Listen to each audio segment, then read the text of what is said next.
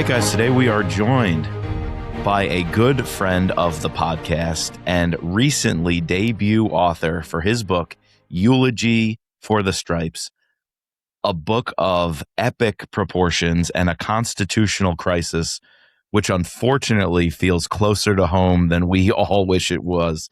But welcome to the podcast, Michael McGehee. Did I get it right? Appreciate you. Yeah, Michael McGehee.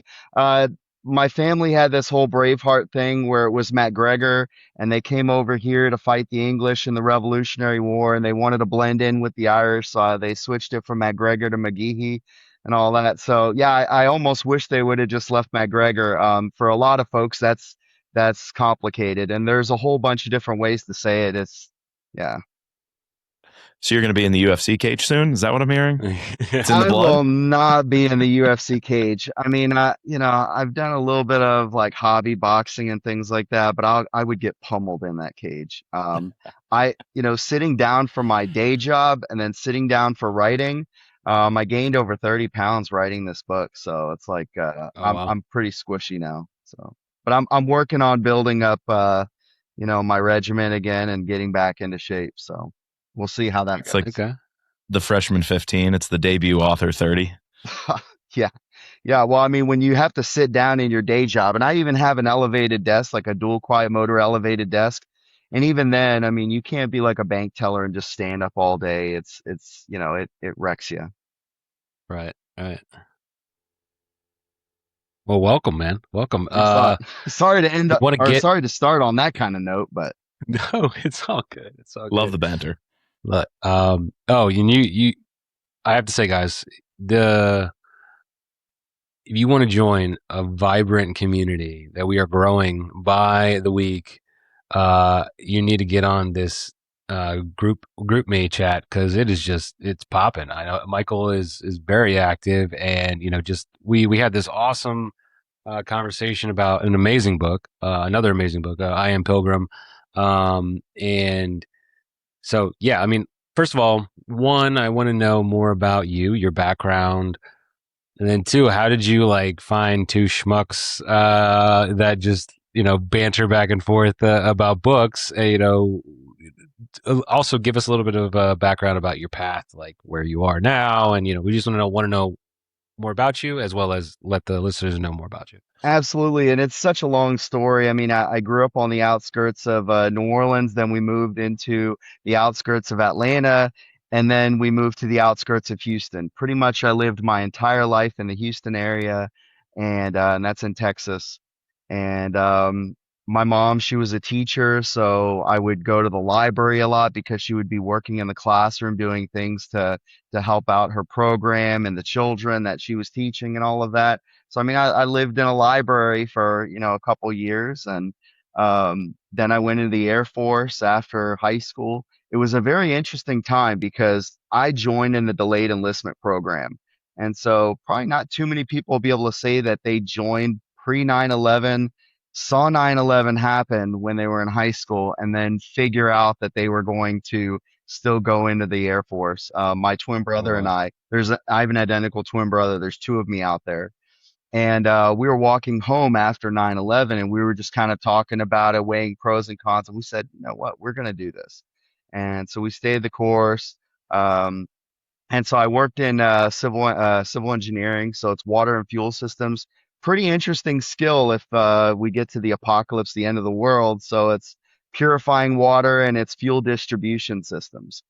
And so, to be able to purify water, and it's reverse osmosis water purification. So it's taking water and it's like, pressing it 10,000 psi plus, and your fire hydrant's 40 psi. So it just goes to show you what that technology does.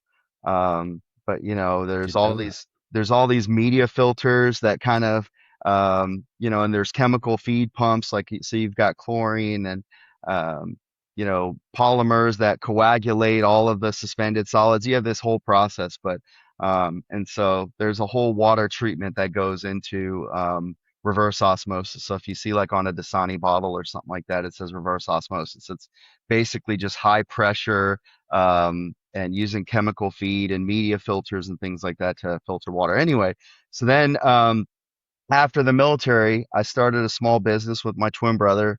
We were doing it was like an aviation safety small business, so a lot of like the danger in air traffic is like the landings and takeoffs, and it was involved. I won't give details, but it was involved in aviation safety. And so we saw that the government sequestration of 2012 happened, which basically they would fund the shrimp on the treadmill, but they wouldn't fund a project like this. So any project that wasn't in flight basically was tabled. And so I said, okay, well, I need to continue my career. And so I got a job as a maintenance superintendent. And so I was working at the Port of Beaumont and the Port of Houston. And so it's a grain export facility. So another pretty interesting skill if like the apocalypse hit. So it's taking grain from silos, and it's kind of like, and I'll go into this when I go into working in global logistics, supply chain, industrial automation. But you have like, if y'all remember the board game Shoots and Ladders, where you've got like all these drops and you've got these ladders going across, and it's like you're seeing like various different silos with various different protein and moisture count and things like that of the grain. And it could be like wheat, corn, sorghum, milo, soybean. And so it takes all that commodity and it puts it on barges or ships, and it basically goes out to the whole world. All these different countries from around the world purchase those commodities and things like that. And so then I landed in banking and finance technology, which of course, I go into my book. A lot of this stuff I kind of go into my book, like I mentioned, farmer's lung. But I drip things, like I'm telling a story the whole time, but I'm dripping things that I think that people would be interested in, that kind of are, just little nuggets from my career. Um, so I don't want to go too technical on some of this stuff, but working in banking and finance technology, everybody's like, well, how did you go to working in that space from being a maintenance superintendent? Well, you have enterprise resource planning software and things like that. So you're managing assets and maintenance schedules and things like that. So I'd already had ERP training, enterprise resource planning training. And so a lot of that kind of nexus into some of that experience.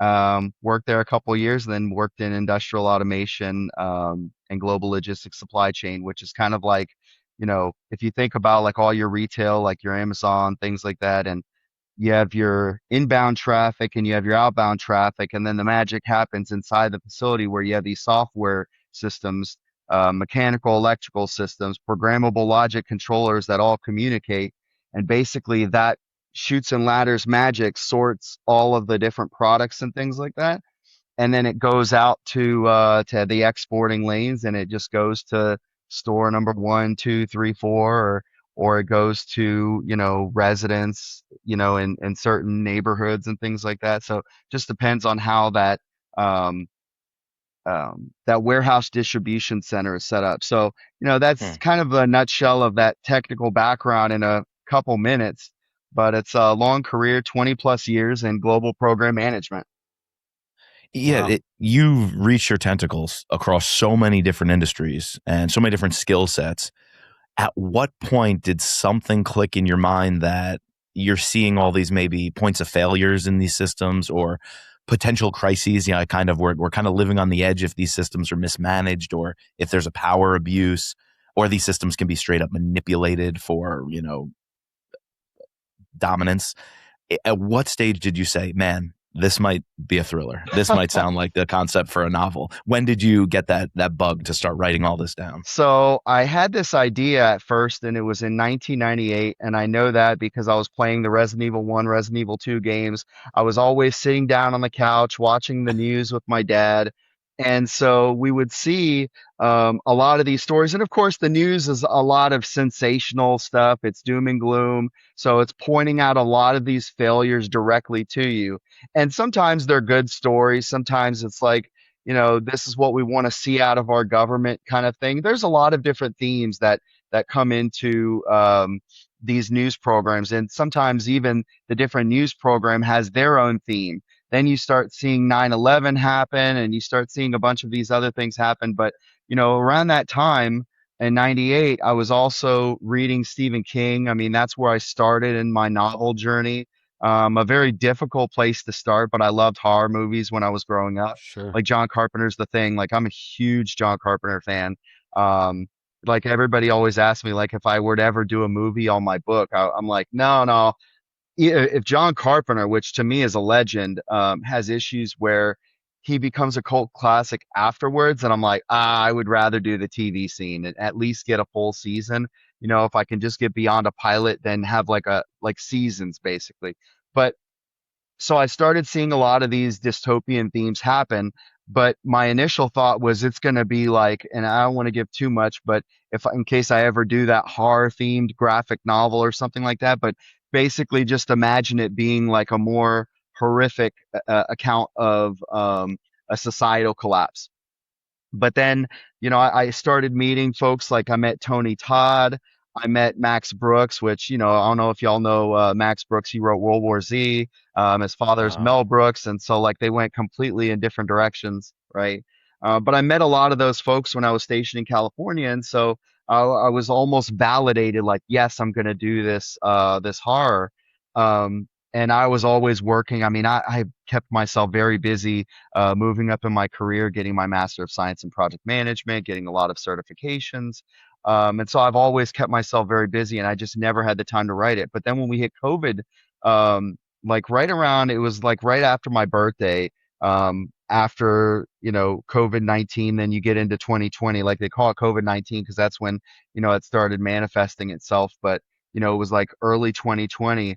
I had this dream and I felt like I was this overseer and I was just you know, like if you ever see those vampire movies and you're kind of like hovering over and you kind of have that view and then you kind of get down and you're kind of seeing all of this happen, but you can't do anything. You're powerless to do anything about it, which is a very surreal experience.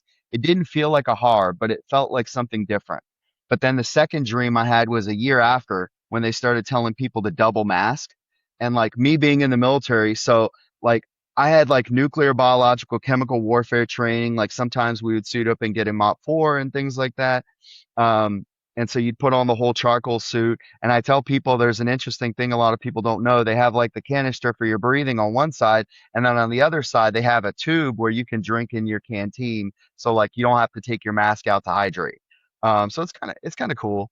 You know, a lot of people don't know about that, um, but anyways, so with the double masking, I was like, wow, they're going to tell us whatever they're going to tell us. And, you know, it just felt even more dystopian. And so I had this second dream and it was my family, you know, about 11 years in the future. So, I'll talk about 2049 later, but, it was about 11 years later. My kids were, you know, my daughter was almost of age and, you know, I saw all of these events happen, which is like, it's like the first couple chapters is the first dream. Then there's a couple chapters that are kind of like that bridge. And then the next couple chapters is that second dream. And so basically from that, I was like, okay, at this point, I think it's a dystopian thriller. So long mm. answer to get there. But at that point, I was like, not only do I think that this is a dystopian thriller, I have about a third of a book once I figured out how I was going to bridge those two stories together. Wow. Wow. So your whole entire life, and then more recently with COVID, it kind of gave you that little jumpstart impetus, and then you started having these visions. But let's bring it back. Let's step back. That informs who you are and how you became inspired to do this. But tell us about the characters and who they are. Tell us Sure. what Proud Place is, what it's like in 2049, and what the heck has happened to our country when we open up this book. Yeah, and I guess just to piggyback off that, can you extrapolate more on like why choose this ordinary, I don't want, you know, ordinary-ish rancher veteran type of Charlie Dune, and like what was your inspiration there too? Yeah, absolutely. So all of that was just that I see a lot of different tropes that are always applied. It's like they always have the right tools. It's this perfect agent of destruction. They're just like battle tested. They're not like the average day-to-day person that has families to contend with, that has all of these other things where if you're in like this kind of dystopian environment, you're contending with moral dilemmas left and right. And so I really wanted, I mean, in a lot of the story, from the characters to everything. I just wanted them to be really relatable, maybe people that I have encountered in my life, and you know, just a lot of that. I just really wanted everybody to be like there's a lot of characters and their names and their last names are very common.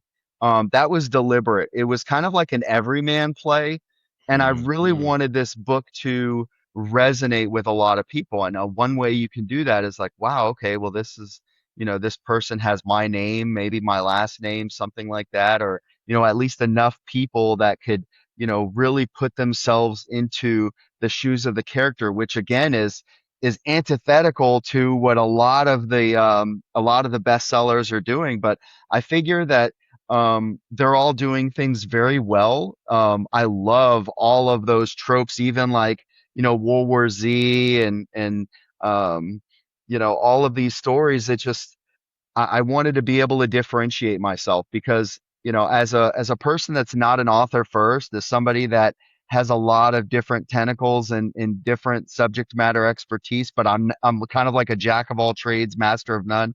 That's what you are inherently as a program manager, like for global programs. So you basically want to um you have to be different. You have to differentiate Mm. yourself. And so all of that was exactly how I envision those characters. Well, I think the biggest part is of you being different is you wrote a book in the future, significantly into the future, and Well, yeah. I think it's a cautionary tale. So what are the Yes. lessons you hope we learn from seeing this vision of what it may be like in your mind? So, and that's an interesting element to think about, like, that this is a distant future. I wanted it to be um, and I think about like Ronald Reagan, he always said that we're one generation away from extinction. And Mm. so my thought was this, I wanted it to be far enough in the future where somebody couldn't say 10 years later, like, nah, nah, nah, nah, you got it wrong. The whole thing isn't about being 2049. Like 2049 is just a number. I wanted it to be one generation away. It could be 2069 or 2099, like, for the Marvel fans out there that, 2099 really resonates. But you want it to be far enough away where you can kind of see things like a couple moves on the chessboard forward, but you Mm. also don't want to have it too soon to where it's like, well, a lot can change in a short period of time. So that's kind of about I still call it near future because with the exception of with one generational group, pretty much everybody's going to believe that they're going to be alive to see 2049 manifest itself. And so what I want people to, and to answer your question about what I want people to get out of this cautionary tale, is that there's a lot of things that are happening in the background. So like they're already collecting certain data, like I mentioned, merchant category codes, and we're already talking about central bank digital currency. One thing I didn't talk about in my book because it hasn't been like widespread news yet is about WeChat. And WeChat is a platform where if you're not paying your bills in China, and like let's say that you get kicked out of your place, maybe you lose your job, and then you get kicked out of another place for one reason or another, you can be effectively debanked and like you'll be homeless and you could potentially starve because you have no means to exchange money and pay for goods and things like that and services. So I want people to see things holistically. It's about, maybe your water will be impacted, more rolling blackouts. If you start to look at the second Great Depression and you start to look at things beyond like nuclear, virus, EMP, which is all tropes that I love, by the way. Like I'm really into those tropes. But I wanted it to feel like the fall of Rome, the Mm. like a cautionary tale on this is what socioeconomic collapse looks like when all of your tenants in society basically erode in front of your eyes. So it could be from agriculture where we don't have enough fertilizer to put it in our crops, we get blight, and then our crops get wiped out and you have tens of millions, hundreds of millions of people dying from that. There's like so many different aspects of this book, but I try not to do too much. So I'm telling a story the whole time, but I'm like trying to drip this stuff strategically across the story. Of course there's a chapter in a clinic when I don't want to go into too much spoilers, but I wanted it to really resonate with like the day-to-day American, like what could they face in this thing? And so we already know what happened in the first Great Depression. you had like just under a quarter of the population was unemployed. This is slightly above that. Like the devaluation of the dollar, we've got $40 trillion in debt. Like this is for like everybody to see a holistic picture of where we could be one generation or even before then. So it's Yeah. really just to wake folks up and get a discussion going on both sides of the aisle. Yeah, I think, some of the best elements out there that have done this play is where it's so far, they're able to push it out that it seems so far away, but at the same time it has all the elements of like you can see it happening nowadays, right?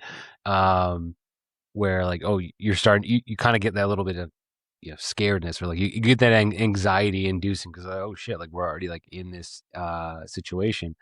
And I think it's always, I'm not sure like if it's I need to, Mike is the quote guy, but it's not going to be one action. Like odds are it's not going to just be one action that leads to like the downfall of society, but it's more so like the slowly dripping away of like people's civil liberties, the slowly dripping away of people's taking away their money payment and all that kind of stuff. That is what is going to lead us ultimately Synchronized failure. Yeah, That's what exactly. you called it in the book. Yeah, Right. yes. And I like that. And I, now I didn't know, besides like our chatting on the, I didn't know that much about you other than what I can read from your beautiful website. Oh, thank you. But I definitely see, just in this, 30 minutes of talking to you, you can see where your specific, you say this jack of all trades, master of none, but like you could see it come into your book, right? Where you're wanting to put all this stuff, but it's not like too overcrowded, but it's a nice, like, I feel like you bring this very interesting perspective to be able to execute this kind of book. Do you agree with Mike? I was going to say, yeah, it's paced out well where a lot of stuff. And there are some authors who go so heavy into the technical aspects and the techne, and it actually sort of bogs me down. It's why I can't get through many Clancy books. I'll recognize them as absolute classics, masterpieces, but just that level of detail doesn't pique my interest. Same thing a lot of people could say with Jack Carr and being a gearhead. It's, do you need that level of gear and expertise? I feel like you gave enough to really freak us out, but didn't totally overwhelm us where we're so depressed you don't want to read the book. And the pieces fall into place. I don't want to say too much, but on the synchronized failure, I think what the characters in the book, the heroes, realized, this actually might have been planned by certain nefarious characters and actors in advance. They've every domino that is tumbling was planned to tumble at that time in that place, and we can't go along with that. And so you kind of have to buck the trend. You have to stand up. You have to show courage. You have to identify patterns. You need the analyst, and that's why, again, another major character, a hero, is not larger than life shoot 'em up Navy SEAL. It's an analyst. It's someone who could see patterns, read the data, predict it, and ultimately rely on friends and family having the courage to join him, and courage in himself to join up. I just think you're right. That hits on the everyman theme. It hits on all the expertise that you have. And the other thing that's really interesting is there is a constitutional crisis. So we didn't talk much about the legalism of this all.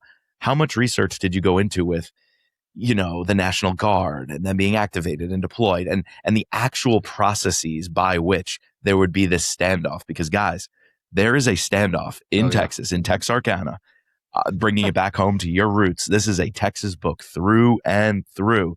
There's a standoff that blows my mind, how sometimes the balance of power of if our republic will survive comes down to a piece of paper. And if somebody interprets those orders, agrees with those orders, validates those orders, we are one step away from complete failure and chaos. And Americans turning on Americans. How was it going down that whole like legal battle with the legal loopholes and the Constitution, 25th Amendment? You must have done a lot of research there. I did, but I wargamed a lot of things mentally. So, I mean, I've been wargaming this thing since like 98.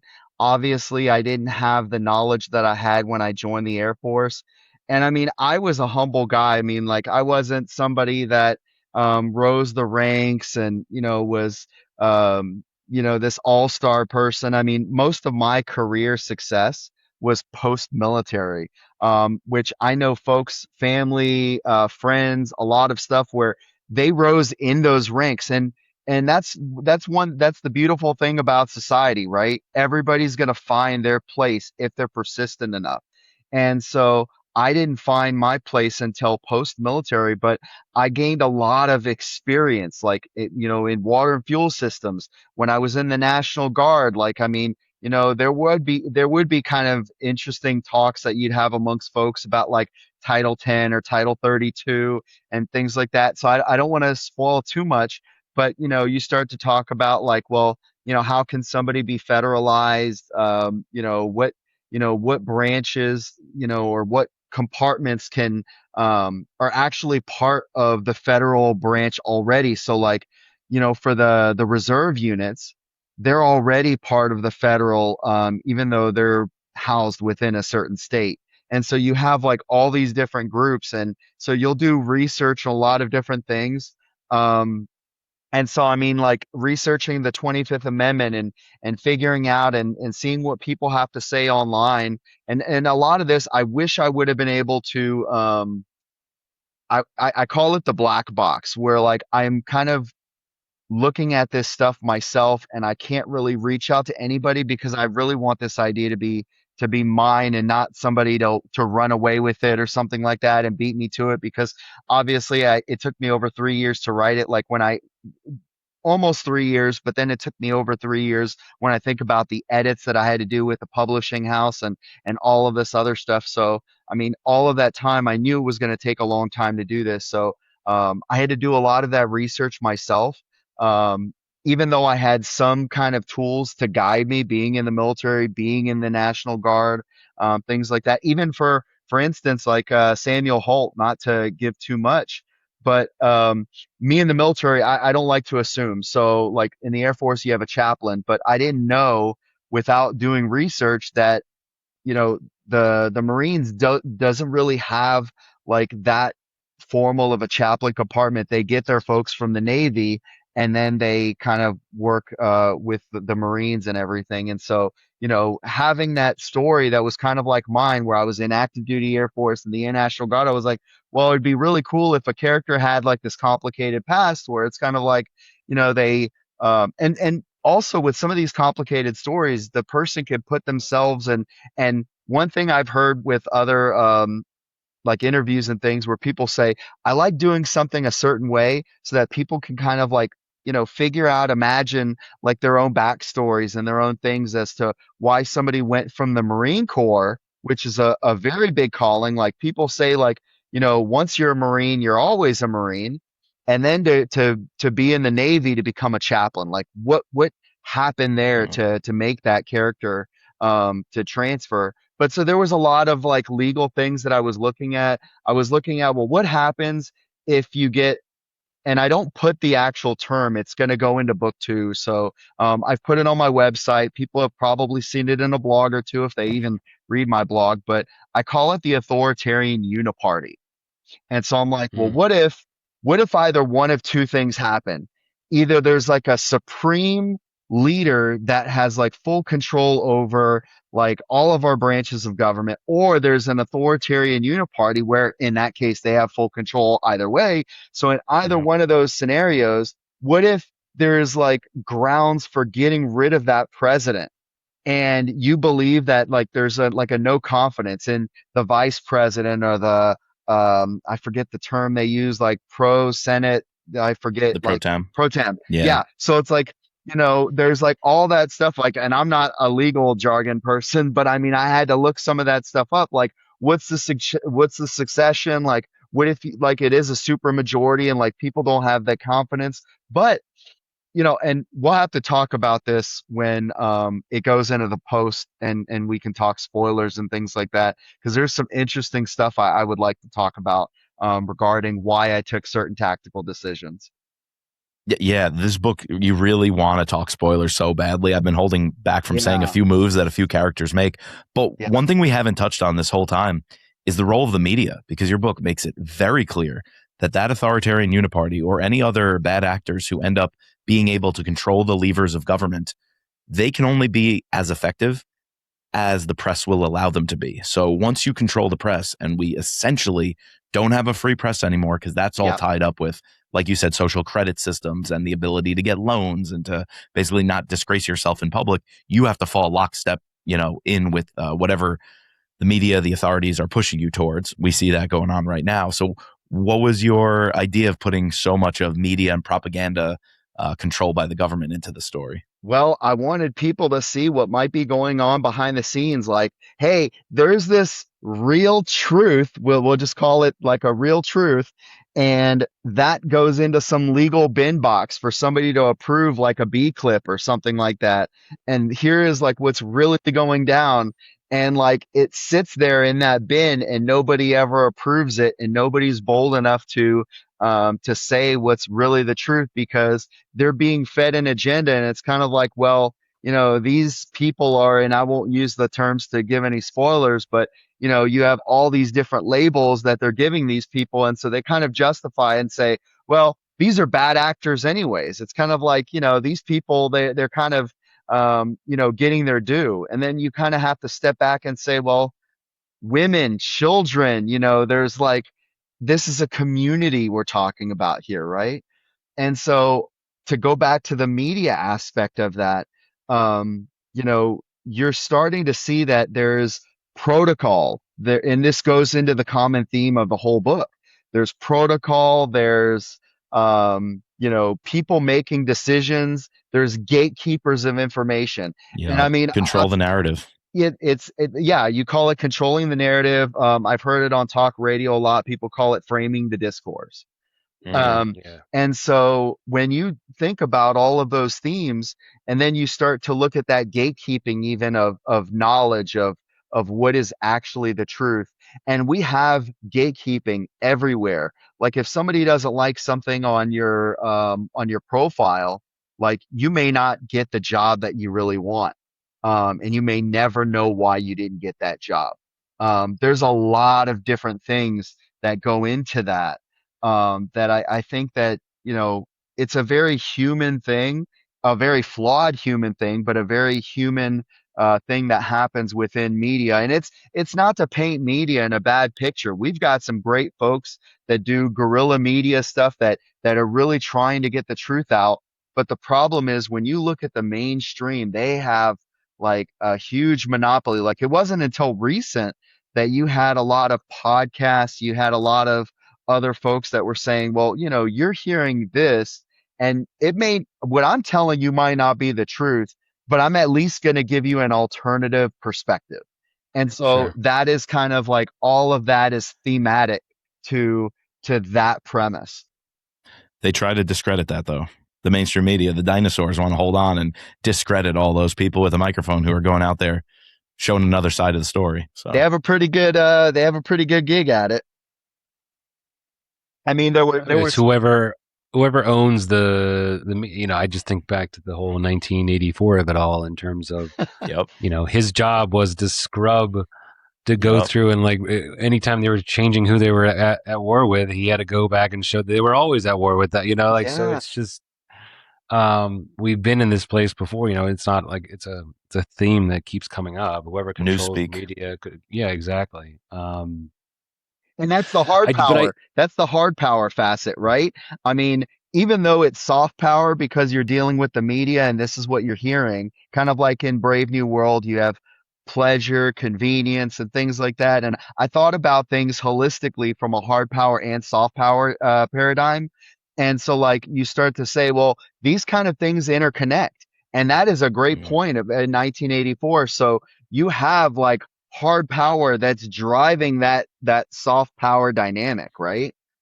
Yeah. You also have big corporations, and your book definitely hits on that with Atlas Pay, which I'm just comparing to so many other companies. And it's almost like, death by 1,000 cuts.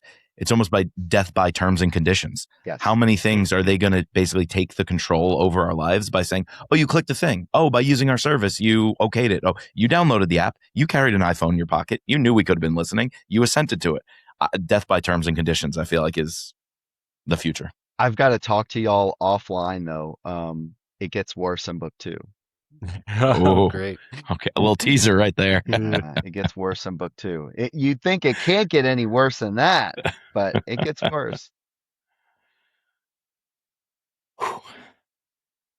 I don't even want to. I cringe to think about that. But um, all right. So Mike brought this up before, but Proud Place. Yeah. Tell us. Obviously, I don't. Obviously, again, I said I don't know you, but religion is that something that plays an important role in your life? So It seemed to like come out in the book a little bit, but maybe I'm projecting. yeah, no, absolutely. I was raised Roman Catholic. So I mean, Okay. I went to like So are we. I went to every single Sunday school class. It wasn't like I was in high school. My parents said, "Hey, you're going to get married one day and do confirmation." I was brought up in that early education in faith. And so I probably um it may have been a subconscious thing also. Like there was a lot of comments that were made throughout the book and trying to get back to faith. And I even feel like I really need to do that in my own personal life. And so it was kind of like in the military, you kind of bust somebody's chops, to try and motivate somebody. And I felt like that was my own kind of thing. Like, I really got to get back into reading my Bible, looking at scripture, things like that, and really trying to understand the text. And, because I'm reading all these other books for research and things, especially now, trying to figure out exactly how I'm going to frame book two. Like I've got some really decent ideas, but I also want to be a pantser in some facets.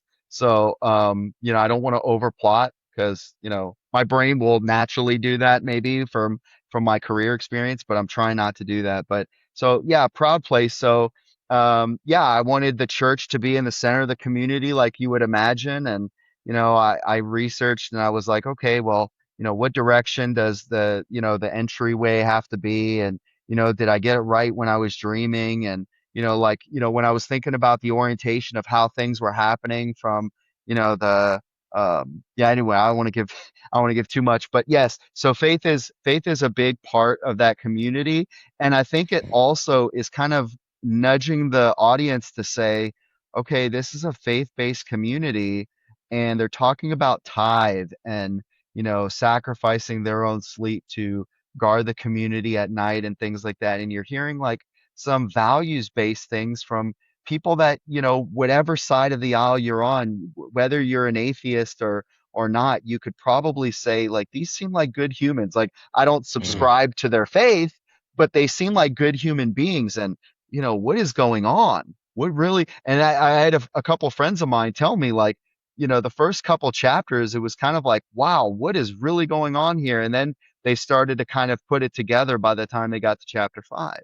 And so, Yeah. yeah, That that right there makes me think of extremism and how you handle that in the book, because for as much as this is a future dystopian novel, the part that we should all recognize right now is that you give us a look inside Proud Place at who the humans are, who the faces are, what sacrifices they're making for each other, how they just want to be left alone, live their lives. Yet, if you were the rest of America just taking in the mainstream media that is in bed with the government and the power players and nefarious actors, you would be led to believe these people are dangerous. They're a threat yes, to society. They are un-American. They are against us all. If their way of life survives, we all die. They are the enemy, if you will, the other. And I think Proud Place, what it did for me was really a peek behind the curtain to not listen to the media, the propaganda, or other perspectives that have influences, but instead get to know the people. And so there's also a lot of scenes within the home welcoming people into your home. So Yeah. even outside of Proud Place, we have the Williams yes, family. And I really appreciated your scenes. Again, something I think that differentiates you from a lot of other thriller novels is you took us home and you weren't afraid to spend time there. Where Yeah. some authors want to get out in the action. They want to have the attack. They want to have the bomb. They want to have the shootout. They want to have the chase. We got there. You got all that. We got all the action with you. it's We there. absolutely You did. you will get there. But the payoff was better because we spent time with the characters in their home, welcoming in the other and welcoming people that they might have been scared of. And if you just listen to the media, you might have labeled an extremist yourself. So was your goal to hopefully help us see the humanity in each other and peel back the layers of terms like an extremist? Absolutely. I suggest the Amish, right? I mean, and how can we look at all of these different folks that now say, I want to live out in the country and kind of be away from all the crime riddled cities. Like I moved The to the homesteaders. yeah, the homesteaders. I moved to the outskirts of Houston because I got tired of seeing that the criminals were getting they were getting favored in a lot of these cases, like home invasion or things like that. Like you had to basically prove, beyond any kind of just castle doctrine of just defending your family. Like, I mean, there's so many stories where people go all the way into their closet. The criminal still goes to the closet and still comes for those folks that are occupied inside those homes. So, I just wanted people to see that if it goes really bad, if it breaks bad, like one generation from now, like everybody's not going to want to be in a city. Like, and you don't have to look at the folks that are Amish. And look, nobody looks at the Amish in a bad light. Yet anybody that's going to do it aside from the Amish, now everybody's going to say, oh, well, that guy's a prepper. He's, out of his gourd.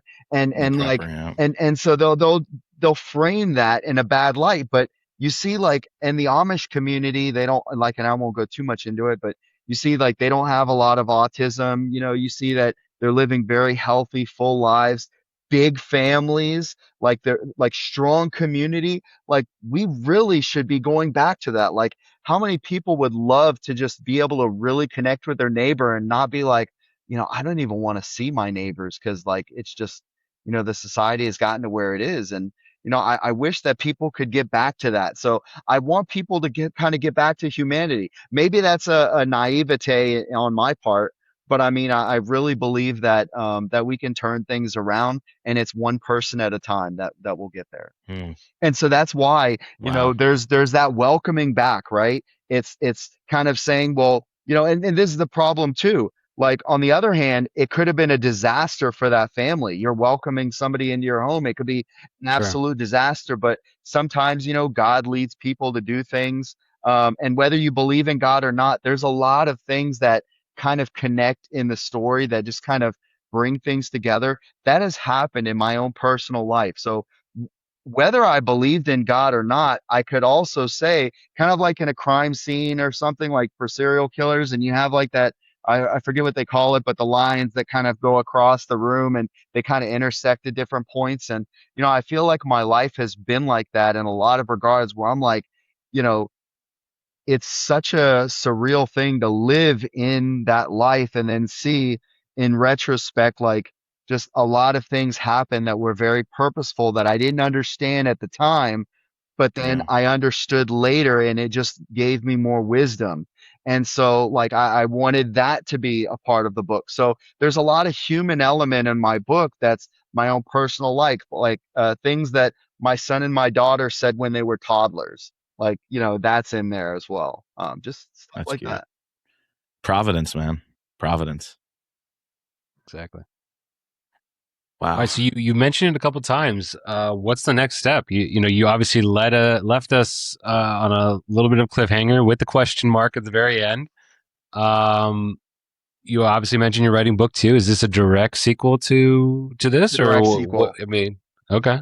So there's at least going to be a trilogy, and then I think there's easily one more book after that. I have an idea, very high level. That's all I know. Very high level. I know where it's going to go for the trilogy, then one beyond. And then I even thought of a prequel where it addresses, certain characters from Proud Place and some background to certain things, Mm. Okay. to how All right. that Exciting. community got founded, what was going on leading up to that. So, it could easily be a full series, but I mean, I'm just trying to get the word out. Oh, and by the way, that was something that y'all mentioned and I skipped over it. So my publisher ended up telling me about y'all. So I, Oh, so I, and my publisher gave me some great advice. They were like, hit up all your libraries within 100 miles, hit up all your bookstores, hit up these different podcasts. And a lot of them, they might have seen my email and they were like, debut novel, dystopia, whatever. There's so many dystopian thrillers out there. And I gave my pitch and they probably just kind of like, you know, went past it. It feels like when I have enough time for folks to see what I have, like when I was at my book signing in Conroe, kind of North Houston, it was pouring down rain. I mean, the first two events that I had for book signings, torrential downpour. This one was even worse. I had even put my hazards on and slowed down. It was so bad, and I almost sold out of the copies that they bought.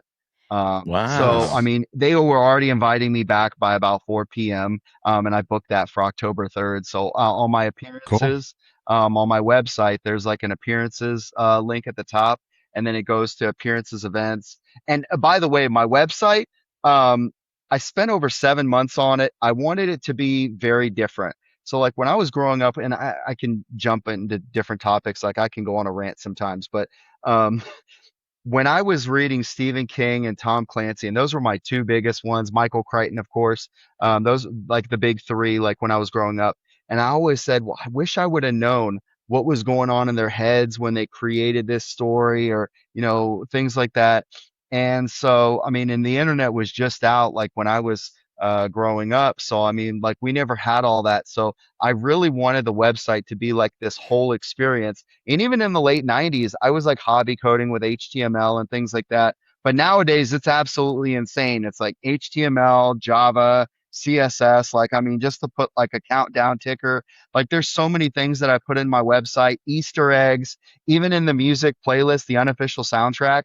And we can go into all this like, nerd stuff. But there's even like Easter eggs within that, like the commentary for the unofficial soundtrack. So like, yeah, I try to Wow. put Easter eggs. I try to put different things like people could find to like get glimpses of different things like that, were kind of going on in my mentality and everything when I was writing this and even post writing. So yeah, I wanted to give that to folks that it's not just you're done reading and you're like, now what? Well, there's like this whole world behind I'm really trying to build. And then I went into the attention to detail with that playlist. Each chapter has its own song, so I would recommend people read first Wow. because if you don't, then you're going to get spoilers because and by the way, it's on Spotify, so and I call it an unofficial soundtrack because obviously I don't have any of those artists endorsing me. I wish they would; it would be fantastic. But it's like just a hint of country, but it's more classic rock and 80s because that's what I grew up with. So I wanted that to be the first soundtrack that I did. I know I covered a lot just then, but no. You're all in. I mean, you are all in. And so my final question was going to be, how can the people follow you to stay up to date with all this? So your website is michaelmcgehee.com. It's mfmcgehee.com. And I realized that my last name is probably hard for some folks to spell. They're going to get some things wrong. And so I wanted that to be the website so that way people can learn my last name. But if you go to Google or any kind of search and put in Eulogy for the Stripes, my page should come up. I've even done the search engine optimization. I have a buddy of mine that does search engine optimization SEO. And so he gave me some pointers. And so I ran with that. And so now my page comes up, pretty high. So if you just take the title Eulogy, like you're eulogizing the Stars and Stripes, Eulogy for the Stripes, you'll be able to find that website pretty easily. Well, folks, I think you'll realize from this conversation that is a perfect title for this book. Yes. And we've done this for a lot of our authors, and I just wanted to say thank you for a great book. It was a great story. Oh, thank y'all. So much so that I wrote you a limerick. So you got a no limits limerick here about your book. Cool. A raid in the night was the spark, leaving proud place all alone in the dark. But the pattern was found from deep underground where Governor Jones made his mark. Guys, you'll want to find out who Governor Jones is. You'll want to vote for him in 2028. Trust me. So pick up this book, Eulogy for the Stripes, and follow Michael at, what was that website again? mfmcgehee.com. There we go. McGehee. There we go. Yeah, thanks, Michael. Thanks for coming on. Thanks a lot, y'all. Appreciate you.